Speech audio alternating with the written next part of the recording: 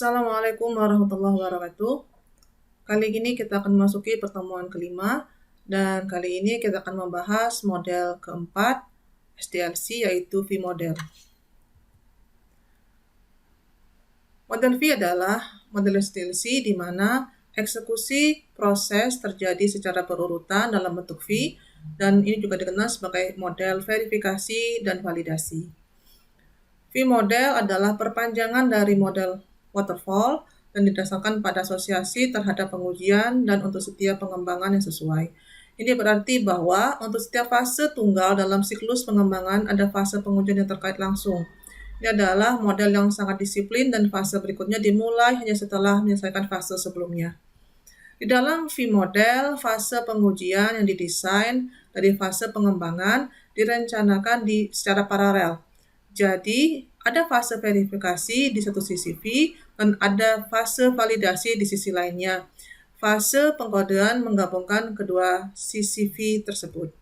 Ini adalah gambar yang mengilustrasikan fase yang berbeda dalam V model SDLC.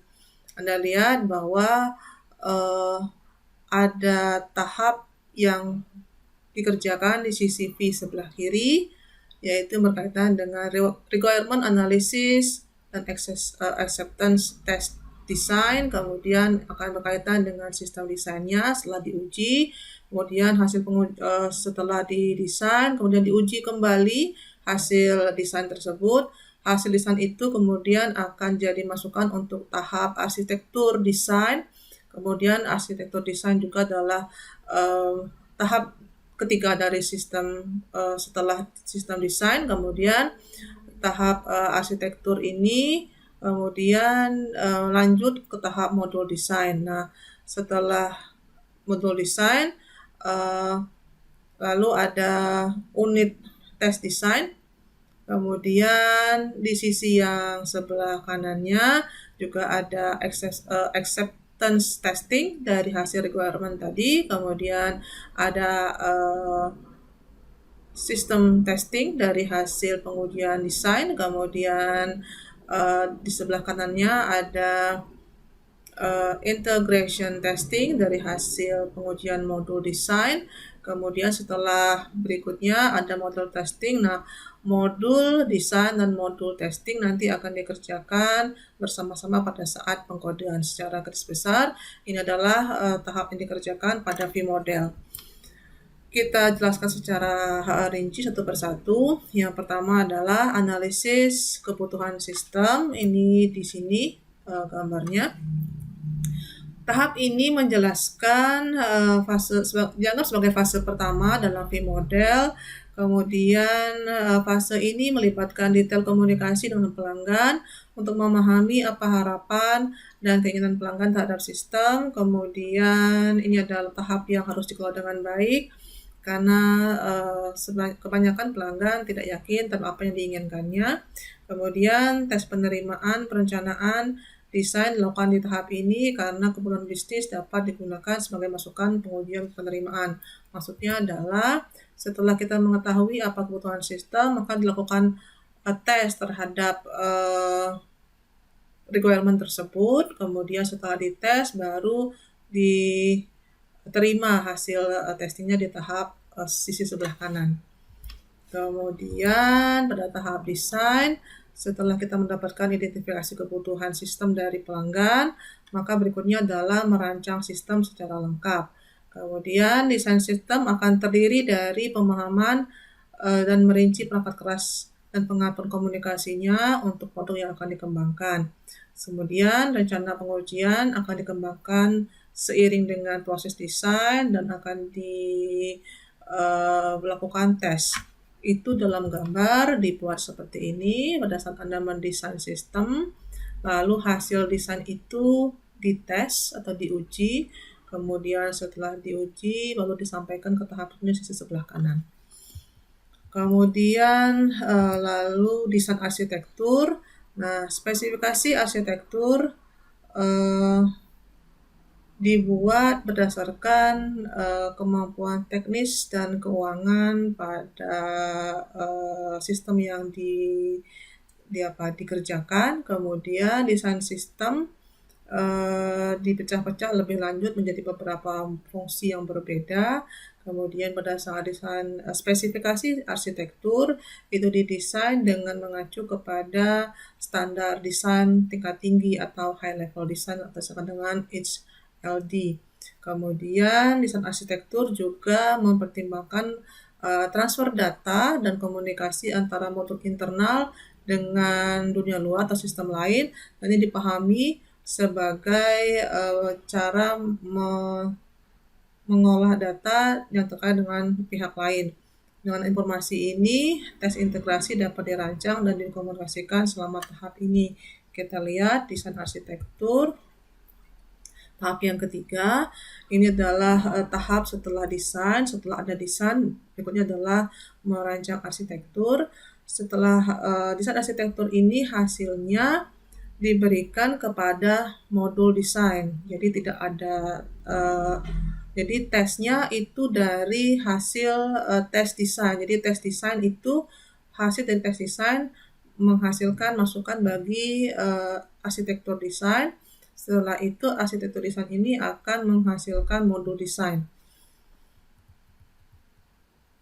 Nah, lalu berikutnya adalah modul desain. Pada fase ini desain internal rinci untuk semua modul dibuat dan disebut sebagai desain tingkat rendah atau low level design atau LLD. Kemudian penting agar desain kompatibel dengan modul yang lain di dalam arsitektur sistem. Tes unit dalam bagian ini penting untuk menghilangkan kesalahan maksimum dan kesalahan pada tahap awal.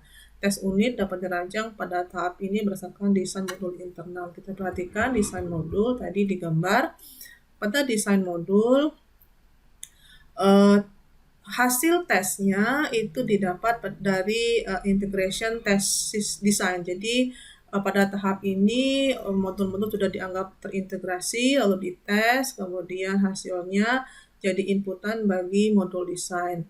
Nah, hasil dari modul desain ini kemudian diberikan untuk tahap coding dan juga untuk tahap test design. Kita lihat tahap codingnya. Oke, tahap coding. Tahap coding adalah tahap yang dikerjakan setelah fase desain, kemudian menentukan bahasa pemrograman yang paling cocok berdasarkan sistem dan syarat arsitektur, kemudian pengodaan dilakukan berdasarkan pedoman pengodaan standar, lalu kode melewati banyak ulasan kode dan dilakukan secara optimal untuk menghasilkan kinerja yang terbaik sebelum pembangunan sistem berakhir dan diletakkan di repositori. Nah, itu berikutnya adalah tahap validasi atau pengujian. Yang pertama adalah pengujian unit, tes unit yang dirancang dalam fase desain modul, kode dijalankan pada fase validasi. Pengujian unit adalah pengujian pada tingkat kode dan membantu menghilangkan bug di tahap awal meskipun cacat tidak semua ditemukan pada tahap ini. Kita lihat pengujian unit itu dalam gambar. Ini.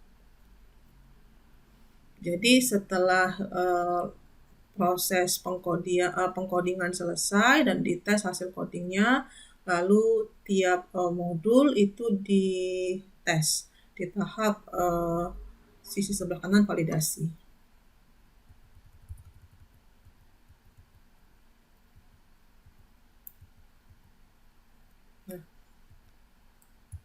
Di tahap validasi ada beberapa tahap. Yang pertama adalah pengujian tadi, kemudian pengujian integrasi. Dan integrasi ini dikaitkan dengan fase desain arsitektur, kemudian tes integrasi dilakukan untuk melihat apakah ada ketidakcocokan atau koeksistensi dan ketidakcocokan komunikasi antar modul internal dan dalam sistem. Kemudian pengujian sistem. Pengujian sistem dilakukan langsung pada saat fase desain sistem tadi di tahap kedua. Kemudian tes sistem memeriksa seluruh fungsi sistem dan komunikasi sistem di bawah pengembang sistem eksternal. Yang ketiga, sebagian besar masalah perangkat lunak dan perangkat keras adalah masalah kompatibilitas atau kesesuaian. Dan hal ini dapat ditemukan setelah pelaksanaan pengujian sistem. Artinya jika ada modul atau bagian sistem yang tidak kompatibel akan segera ditemukan solusinya segera pada saat pengujian. Lalu ada pengujian penerimaan. Pengujian penerimaan dikaitkan dengan fase analisis kebutuhan bisnis dan melibatkan pengujian produk dilakukan pengguna. Jadi ini adalah pengujian yang dilakukan oleh pengguna.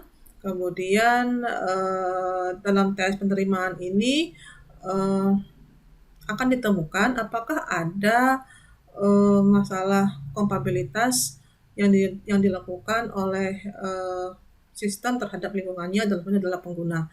Pengujian penerimaan juga dapat menemukan masalah non-fungsional seperti beban dan cacat kinerja dilakukan pengguna yang sebenarnya.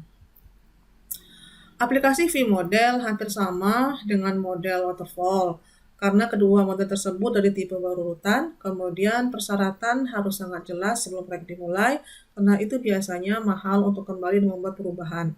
Model ini digunakan dalam media medis bidang pengembangan sistemnya, karena merupakan domain yang sangat disiplin. Jadi beberapa sumber mengatakan bahwa V-model lebih banyak digunakan untuk pengembangan sistem medis karena ini adalah model yang disiplin dan sangat berurutan alurnya. Ini adalah skenario yang sesuai untuk menggunakan V-model. Yang pertama, persyaratan sistem didefinisikan dengan baik, dokumentasi jelas dan diperbaiki, lalu definisi produk yang stabil, teknologi yang tidak dinamis dan difahami dengan baik, lalu tidak ada persyaratan yang ambigu atau tidak terdefinisi, dan proyek ini adalah proyek yang singkat. Ini adalah keunggulan dan kekurangan V-model. Keunggulannya adalah mudah dipahami dan diterapkan. Kemudian yang kedua, kesederhanaan dari model ini membuatnya mudah untuk dikelola. Kerugiannya adalah ini adalah sistem yang tidak fleksibel terhadap perubahan. Kemudian keunggulannya yang pertama, V adalah model yang sangat disiplin dan sebuah fase akan dikerjakan setelah fase sebelumnya diselesaikan. Kemudian bekerja baik untuk proyek yang kecil dengan syarat yang jelas, kemudian sederhana dan mudah dimengerti, kemudian mudah dikelola karena dianggap sebagai model yang stabil. Kelemahannya adalah risiko dan ketidakpastian yang cukup tinggi, kemudian bukan model yang baik untuk sistem yang kompleks, kemudian model yang buruk dengan waktu yang lama dan berkelanjutan, kemudian tidak cocok untuk proyek di mana persyaratan dengan risiko perubahan yang cukup tinggi. Kemudian setelah aplikasi masuk tahap pengujian, sulit untuk kembali dan mengubah fungsi. Dan jika ada perangkat lunak yang diperoleh terlambat, maka perangkat lunak tersebut tidak berfungsi selama siklus hidup. Demikianlah penjelasan mengenai V-model. Nah, selanjutnya Anda akan mengerjakan tugas 5.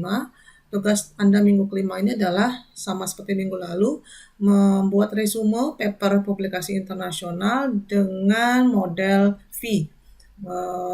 Anda boleh mencari sendiri papernya atau menggunakan paper-paper yang sudah saya siapkan di dalam Google Classroom. Tugas dikerjakan selama 1 minggu dan Anda kirimkan hasilnya sesuai dengan tenggat waktu masing-masing kelas. Kemudian gunakan format tugas resume paper yang telah saya siapkan, dan saya mohon tidak ada keterlambatan pengiriman tugas. Jika ada pertanyaan, silakan sampaikan di grup dan Google Classroom masing-masing kelas. Terima kasih. Assalamualaikum warahmatullahi wabarakatuh.